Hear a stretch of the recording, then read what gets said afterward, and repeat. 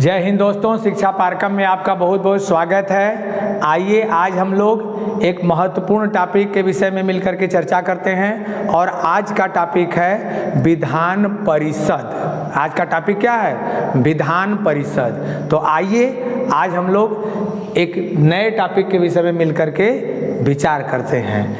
तो विधान परिषद का इंग्लिश में इसे कहते हैं लेजिस्लेटिव काउंसिल। क्या कहते हैं? Legislative council.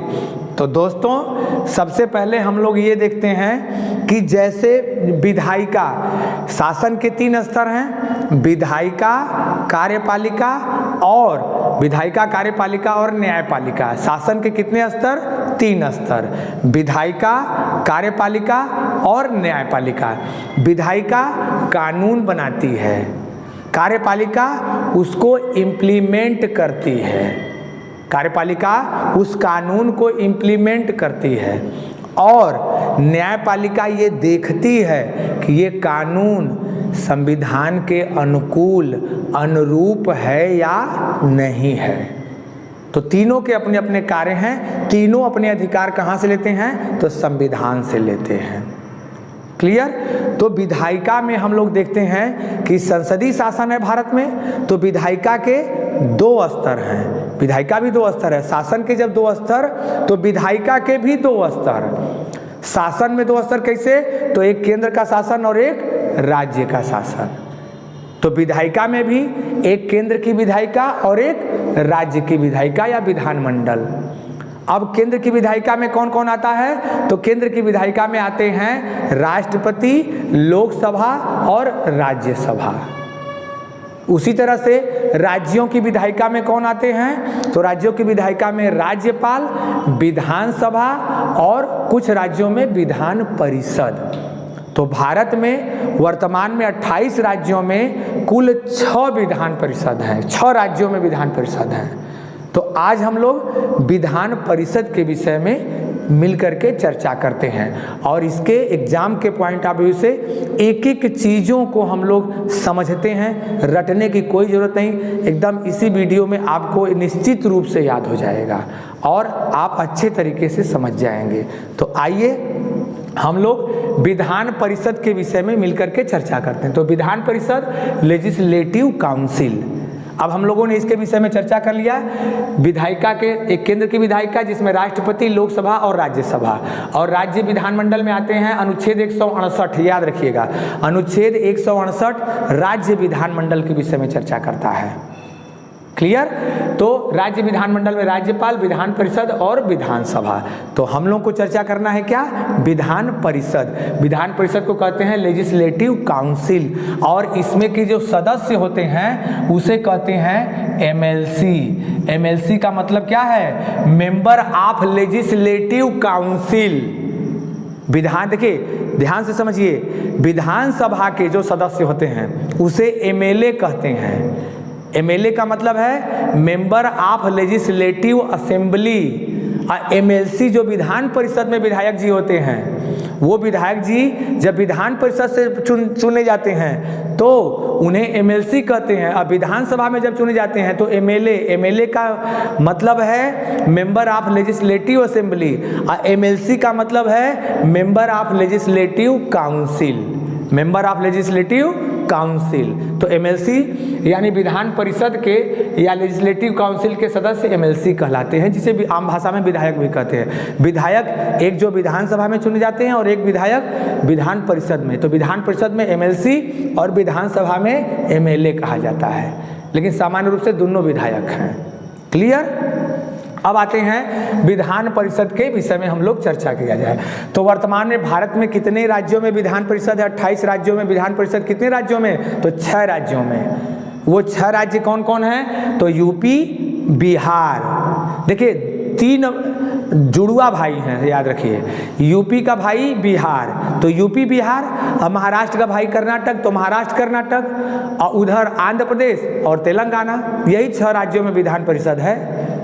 28 राज्यों में कुल 6 राज्यों में विधान परिषद है। यूपी बिहार, महाराष्ट्र कर्नाटक और आंध्र प्रदेश तेलंगाना, ये जुड़वा हैं तीनों। क्लियर? यूपी, बिहार, महाराष्ट्र, कर्नाटक, आंध्र प्रदेश, तेलंगाना।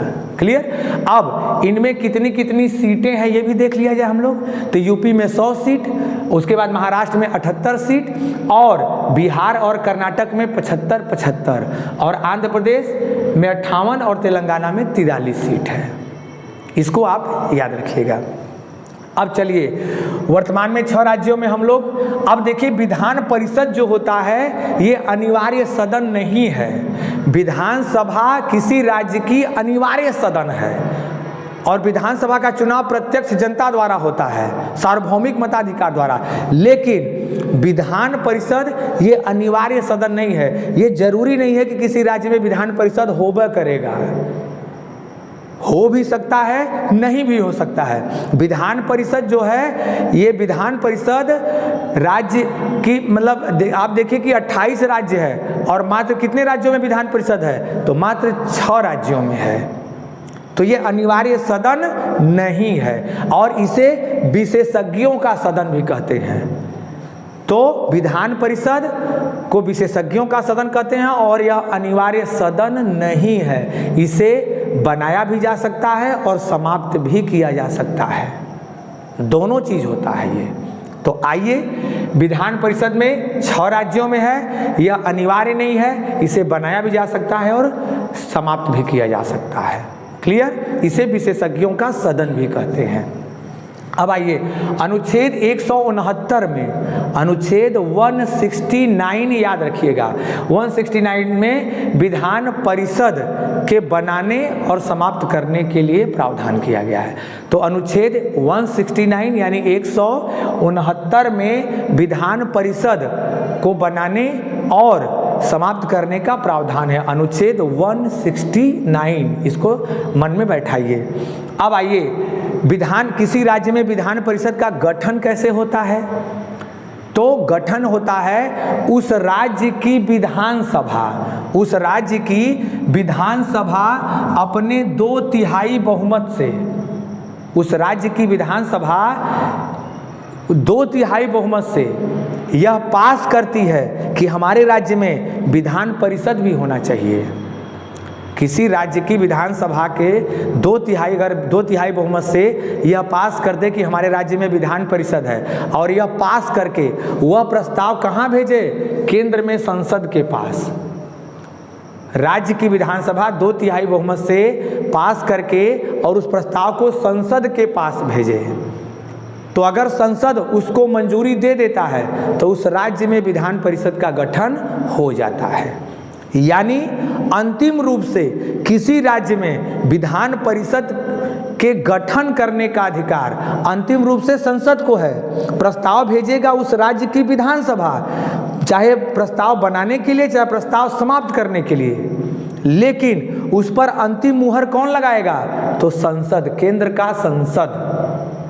ठीक है? तो किसी राज्य में प्रस्ताव जो शुरुआत होती है उस राज्य की विधानसभा से होती है, चाहे बनाने का चाहे समाप्त करने का, लेकिन उस पर अंतिम मुहर कौन लगाता है? तो संसद। तो किसी राज्य में विधान परिषद के गठन और समाप्त करने का अंतिम अधिकार संसद के पास है, लेकिन शुरुआत उस राज्य की विधानसभा के 2/3 बहुमत से होती है। क्लियर? तो ये आपको कैसे किसी राज्य में विधान परिषद का गठन किया जाता है ये आपको समझ में आ गया। क्लियर? अब आते हैं विधानसभा के 2/3 सदस्य प्रस्ताव पास करेंगे और संसद को भेज देंगे, संसद मंजूरी देगा तो विधान परिषद का गठन हो जाएगा। क्लियर? और उसी तरह से समाप्त करने का है। अब आते हैं संरचना। अनुच्छेद 171, अनुच्छेद 171 में विधान परिषद की संरचना के विषय में है कि इसके सदस्य संरचना कैसी होगी। क्लियर? तो किसी राज्य में विधान परिषद की संरचना कैसे होगी, कितना सीट होगा, क्या होगा, बनने का तो हम लोग समझ लिए। अब संरचना कैसे होगी तो वो हमको समझना है। तो किसी राज्य में विधान परिषद की जो सीटों का निर्धारण होगा वह उस राज्य की विधानसभा का अधिकतम 1/3 हो सकता है और न्यूनतम 40 सीट हो सकता है। जैसे इसको ऐसे समझिए, जैसे मान लीजिए उत्तर प्रदेश में विधानसभा की 400 सीट है, मान लीजिए 403 है, लेकिन मान लीजिए आप 400 सीट है, तो 400 सीट का एक तिहाई लगभग इतना, यानी उत्तर प्रदेश में अधिकतम एक तिहाई यानी 133 सीट ही विधान परिषद की हो सकती है, और न्यूनतम कितना, तो 40। ये याद रखिएगा। तो किसी राज्य में विधान परिषद की जो अधिकतम सीट हो सकती है, उस राज्य की विधानसभा की एक तिहाई अधिकतम, और न्यूनतम कम से कम 40। जैसे यूपी में 133 होना चाहिए, लेकिन अधिकतम ये है, तो 133 होना चाहिए, लेकिन है कितना, तो 100 ही सीट है। क्लियर। तो किसी राज्य में विधान परिषद का गठन कर दिया, अब उसके बाद उसमें सीट कितनी होगी, तो सीट होगी उस राज्य में विधानसभा का जितना सीट है उसका एक तिहाई, अधिक से अधिक, और न्यूनतम कितना, तो कम से कम 40, इसी के बीच में हो सकती है। तो विधानसभा की सीट, विधान परिषद की सीट कितनी होगी, हम लोग ये समझ लिए। क्लियर। अब हम लोग देखते हैं कि कार्यकाल। तो विधान परिषद जो होता है ये अस्थाई सदन है। यह जैसे केंद्र में राज्यसभा है, अस्थाई सदन है, उसी तरह से राज्यों में विधान परिषद एक अस्थाई सदन है। अस्थाई सदन है, यह कभी भंग नहीं होता है, लेकिन परमानेंट नहीं है, अस्थाई है लेकिन अनिवार्य नहीं है। ध्यान दीजिएगा कि विधान परिषद अस्थाई तो है, लेकिन राज्यसभा की तरह अनिवार्य नहीं है। राज्यसभा की तरह अनिवार्य नहीं है। विधान परिषद, जैसे विधानसभा जो है ये अनिवार्य है, लेकिन विधान परिषद अनिवार्य नहीं है, अस्थाई है, कभी भंग नहीं होगा, जब तक रहेगा भंग नहीं होगा, लेकिन अनिवार्य है, अस्थाई नहीं है। क्लियर। जैसे राज्यसभा अस्थाई है, वैसे विधान परिषद जो होता है ये अनिवार्य नहीं है, लेकिन जब भी रहेगा तो अस्थाई है, कभी भंग नहीं होता है। तो ये बात क्लियर हो गई। अब इसके सदस्यों के विषय में देखते हैं। तो इसके सदस्यों का जो कार्यकाल होता है, सदस्यों का कार्यकाल, ये कार्यकाल 6 वर्ष का होता है। विधान परिषद के सदस्यों का कार्यकाल कितने वर्ष का होता है, 6 वर्ष का होता है। 6 वर्ष बाद हर 6 साल, देखिए विधान परिषद एक अस्थाई सदन है, अनिवार्य नहीं है लेकिन अस्थाई सदन है। क्लियर। कभी भंग नहीं होता, जब तक रहेगा भंग नहीं होगा। हम समाप्त कर सकते हैं लेकिन भंग नहीं कर सकते। और इसके एक तिहाई सदस्य हर दूसरे वर्ष रिटायर होते हैं। जैसे राज्यसभा में एक तिहाई सदस्य हर दूसरे वर्ष रिटायर होते हैं, वैसे विधान परिषद में भी एक तिहाई सदस्य हर दूसरे वर्ष रिटायर होते हैं। क्लियर। और एक चीज़ और देखते हैं हम लोग, सदस्यों, इसके जो सदस्यों का चयन होता है वो आधार क्या होता है, कहाँ कहाँ से कैसे चुने जाते हैं। तो विधान परिषद में हम लोग देखते हैं, विधान परिषद में कैसे सदस्यों का चयन होता है। तो आपको याद रखना है 1/3, 1/3, 1/6, 1/6 और 1/12 और 1/12, ये चीज़ याद रखना है। अब देखिए ये जो 1/3 है, ये उस राज्य की विधानसभा, राज्य की विधानसभा के सदस्य,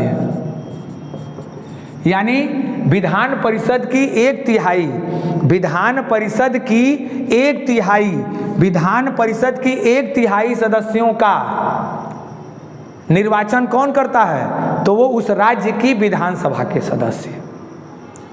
दूसरा याद रखिए, ये एक तिहाई जो सदस्य दूसरे जो होते हैं, उन सदस्यों का निर्वाचन कौन करता है, तो उन सदस्यों का निर्वाचन स्थानीय निकाय, स्थानीय निकाय द्वारा। क्लियर।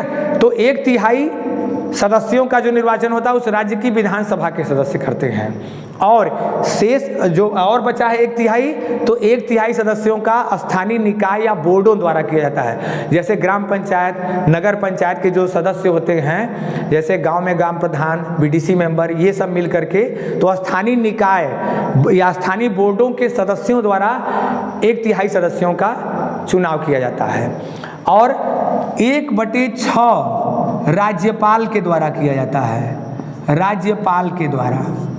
और आगे हम लोग देखते हैं 1/12 ये शिक्षकों द्वारा, और शेष 1/12 स्नातकों द्वारा, शिक्षकों द्वारा और स्नातकों द्वारा। क्लियर? तो हम लोग फिर से इसको समझते हैं कि विधान परिषद के जो सदस्य होते हैं उनकी संरचना कैसे होती है और कहाँ कहाँ से वो निर्वाचित होते हैं। तो याद रखिए, 1/3 उस राज्य की विधानसभा के सदस्य चुनते हैं। क्लियर? 1/3 स्थानीय निकाय बोर्ड के सदस्यों द्वारा चुने जाते हैं। 1/6 उस राज्य के राज्यपाल नामित करते हैं, और 1/12 शिक्षकों द्वारा, जो सरकारी शिक्षक, प्राइवेट शिक्षक नहीं, सरकारी शिक्षकों द्वारा, और शेष 1/12 स्नातकों द्वारा निर्वाचित होते हैं। तो 1/3 राज्य की विधानसभा, 1/3 स्थानीय निकाय बोर्ड के सदस्यों द्वारा, 1/6 राज्यपाल के द्वारा, 1/12 शिक्षकों द्वारा, और 1/12 स्नातकों द्वारा। लेकिन कंडीशन यह है कि शिक्षकों और स्नातकों में कम से कम अगर शिक्षक सरकारी शिक्षक हैं तो 3 वर्ष आपका बीता हो, और स्नातक हैं तो 3 वर्ष के बाद ही। ऐसे नहीं कि आज ही स्नातक हुए और कल वोट दे दीजिए, नहीं, 3 वर्ष होना चाहिए, 3 वर्ष आपका बीता होना चाहिए। क्लियर?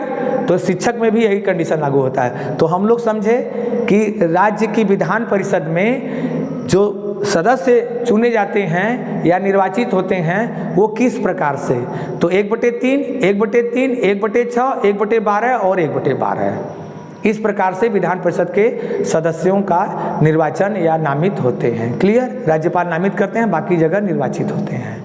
क्लियर? तो ये हम लोग देख लिए। और 1/3 सदस्य हर दूसरे वर्ष अवकाश ग्रहण करते हैं। ठीक है? और विधान परिषद एक अस्थायी सदन है, अस्थायी सदन है, यह कभी भंग नहीं होती है, लेकिन समाप्त हो जाती है, अनिवार्य नहीं है। क्लियर? अब देखते हैं कार्यकाल विधान परिषद के। विधान परिषद कभी भंग नहीं होता, लेकिन विधान परिषद के सदस्यों का कार्यकाल 6 वर्ष का होता है, और 1/3 सदस्य हर दूसरे वर्ष अवकाश ग्रहण करते हैं। अब इसको हम लोग समझते हैं कि 1/3 सदस्य अवकाश ग्रहण करते हैं और कैसे अस्थायी है। तो हम लोग देखते हैं किसी राज्य में अगर 100 सीट है, या हम लोग इधर इसको समझते हैं, किसी राज्य में अगर 100 सीट है तो इसमें 1/3 ऐसे बांट दीजिए। तो मान लीजिए ये 33, 33 और 33, ठीक है। इनका निर्वाचन होता है 2019 में, इनका निर्वाचन 2021 में, और इनका निर्वाचन 2023 में होता है। तो इनका 6 साल अगर हम जोड़ेंगे तो 6 साल कितना हो गया, ये 2025 में, देखिए ध्यान से, 2025 में ये रिटायर होंगे। ये कब होंगे, तो 27 में, और ये कब होंगे, तो 29 में। यानी 6 साल इनको जब निर्वाचित हुए हैं तो ये 6 साल बाद इतने में रिटायर होंगे। फिर इनका चुनाव हो जाएगा, ये भर जाएगा। फिर इनका अगर चुनाव 2021 में हुआ है तो ये 27 में रिटायर करेंगे। फिर इनका पूरा होगा 27 में, ये निर्वाचित हुए हैं 23 में, तो इनका 6 साल बीतेगा तो ये 29 में। तो इसमें देखिए ध्यान से, इसमें क्या होता है कि अगर ये रिटायर कर गए तो ये दोनों बने रहेंगे, अगर ये रिटायर करेंगे तो ये दोनों बने रहेंगे, अगर ये रिटायर करेंगे तो ये दोनों बने रहेंगे। यानी 2/3 हमेशा इसमें संख्या बनी रहती है। तो 1/3 सदस्य हर दूसरे वर्ष रिटायर होते हैं। सदस्यों का कार्यकाल 6 वर्ष, परंतु विधान परिषद अस्थायी सदन है, कभी भंग नहीं होता, लेकिन अनिवार्य नहीं है, इसे समाप्त किया जा सकता है। अब आगे देखते हैं सदस्यों की योग्यता। सदस्यों की, इसका सदस्य बनने के लिए कम से कम 30 वर्ष होना चाहिए। इसका सदस्य बनने के लिए कम से कम कितना, देखिए विधानसभा में 25 वर्ष और विधान परिषद का अगर सदस्य बनना है तो कितना, 30 वर्ष। विधान परिषद का सदस्य अगर बनना है तो 30 साल।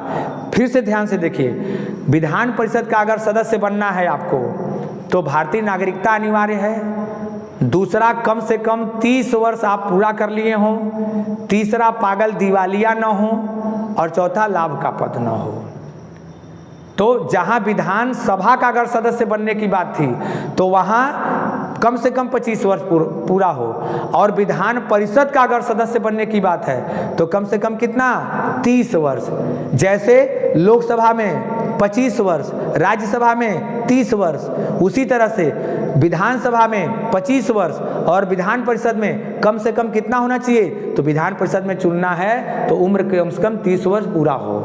तो भारतीय नागरिकता 30 वर्ष का उम्र हो, लाभ पागल दिवालिया न हो और लाभ के पद पर न हो। तो ये सदस्यों की योग्यता अनिवार्य है। ओके, आगे कार्य देखते हैं। तो विधान परिषद को विशेषज्ञों का सदन कहा जाता है, क्योंकि इसमें नियम ये है कि जो विशेष अपने क्षेत्र के ख्याति प्राप्त व्यक्ति हैं, विशेषज्ञ हैं, उनको यहाँ पर मौका दिया जाए। जो प्रत्यक्ष रूप से चुनाव जीत करके नहीं आ पाते उनको मौका दिया जाए और किसी विधेयक पर वो अपने मत को व्यक्त करें।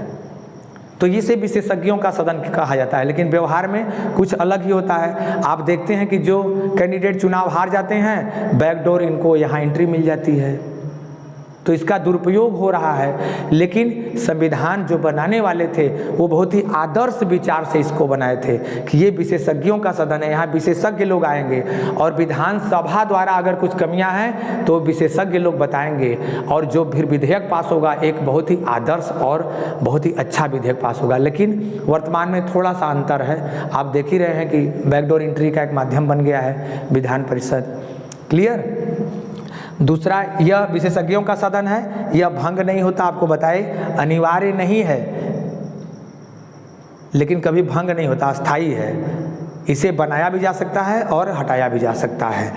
ये इसलिए बनाया गया, संविधान जो बनाने वाले विशेषज्ञ थे उनका ये मत था कि ये सकारात्मक सहयोग देगा, विधानसभा को सकारात्मक सहयोग देगा, राज्य की सरकार को सकारात्मक सहयोग के लिए इसको बनाया गया था। धन विधेयक के संदर्भ में देख लेते हैं। धन विधेयक पर पूरा पावर, अधिकतम पावर, पूर्ण रूप से पावर विधानसभा को है। इसे सिर्फ परामर्शी पावर है, परामर्शी अधिकारी परामर्श दे सकता है। और धन विधेयक जब विधानसभा में ही पेश किया जाता है, जब पेश करने के बाद इसको पास भेजा जाता है विधान परिषद के पास, तो 14 दिन का मौका मिलता है। 14 दिन में अगर ये पास करे चाहे न करे, वो अपने आप पास हो जाता है। तो धन विधेयक पर पूरा अधिकार विधान सभा को है, इसे सिर्फ परामर्श देने का अधिकार है। क्लियर।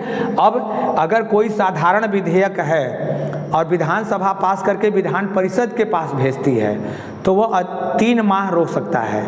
3 माह के बाद वो फिर लौटाता है अगर, तो फिर उसे पास करके भेज दिया जाएगा, तो अधिकतम 1 माह। यानी साधारण विधेयक पर विधानसभा द्वारा पारित कोई विधेयक को अधिकतम विधान परिषद कितने दिन तक रख सकता है, तो 4 माह तक रख सकता है। क्लियर दोस्तों। तो हम लोग आज विधान परिषद के विषय में पढ़े। मैं उम्मीद करता हूं कि आपको ये सारे पॉइंट क्लियर हुए होंगे, समझ में आए होंगे, और 1-2 बार वीडियो अगर और देखेंगे तो आपको स्पष्ट रूप से एकदम क्लियर हो जाएगा और आपको मज़ा आया होगा पढ़ने में। अगर वीडियो पसंद आया है तो इसको अधिक से अधिक लाइक करिए, इस चैनल को सब्सक्राइब करिए, हमारे चैनल का आप भी सदस्य बनिए, ये आपका भी परिवार है। आप जुड़िए इस चैनल से और इस वीडियो को शेयर करिए, चैनल को सब्सक्राइब करिए। वीडियो देखने के लिए आपका बहुत बहुत धन्यवाद।